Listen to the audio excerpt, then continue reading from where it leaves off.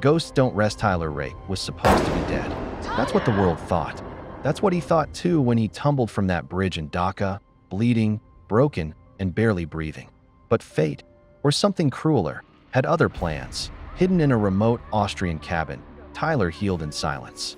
His body, riddled with scars, was just a shell of the man he used to be. But the ghosts of war, of past missions and regrets, never let him rest. In the stillness of the snowy forest, he tried to find peace, but peace wasn't made for men like him. It was just a pause between battles. Then came the knock. A messenger, a file, and a face from the past. Mia, his ex-wife. Her sister, Ketavan, and her 2 children were trapped in a Georgian prison compound by their brutal husband, David Radiani, a high-ranking gangster in the Nagazi crime syndicate. It wasn't just a rescue, it was a suicide mission. But for Tyler, this wasn't just any mission. This was family that he owed Mia more than he could say. And maybe, deep down, this was redemption. Chapter 2. Fire and Steel. The operation began under cover of night. Tyler didn't go in alone. With him were Nick Khan, the steely-eyed sniper, and her brother Yaz, as loyal and lethal as they come. The trio had fought together before. They trusted each other like blood. The prison loomed like a fortress of despair, patrolled by guards corrupted by fear and bribes. Tyler's entry was surgical, quiet, precise, until it wasn't. The moment he found Ketavan and the kids, all hell broke loose. The prison became a war zone. Gunfire echoed through the concrete halls as inmates rioted and guards retaliated. Tyler led the family through fire and steel, shielding them like a human wall. Fists flew, blades clashed, bullets ricocheted. At one point, Tyler fought a towering inmate with a flaming fist. Chaos was an understatement, but Tyler never stopped moving. Covered in ash and blood, the group made it out.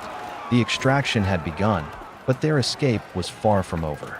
David Radiani was dead, killed in the chaos, but his brother Zurab, the true devil of the Nagazi, now had Tyler's scent. And he would stop at nothing to avenge his brother's death. Chapter 3. Safe houses and sins. They made it to Vienna.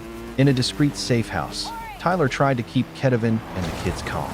Mia's face haunted his every waking moment. Guilt twisted inside him. He had once left his own child behind as he deployed to war.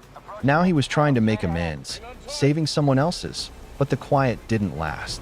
Zurab was a man of principle, twisted as they were. Family was sacred to him, and Tyler had defiled that code. The Nagazi descended on Vienna like a plague. Their reach was long, and their vengeance violent that a church became a battleground as Zurab's men found them. Tyler fought like a man possessed, using every shadow, every weapon, every ounce of strength left in his broken body. Still, the Nagazi overwhelmed them. Yes, fell. A bullet meant for Ketavan found him first. He died shielding the family, smiling in his final breath. His loss shattered Nick. But even through her grief, she knew they had to keep moving. Tyler promised Yaz's death wouldn't be in vain. Chapter 4. The beast of the mountain. Zurab retreated to the mountains of Georgia, where his fortress-like compound stood, an icy temple to his cruelty.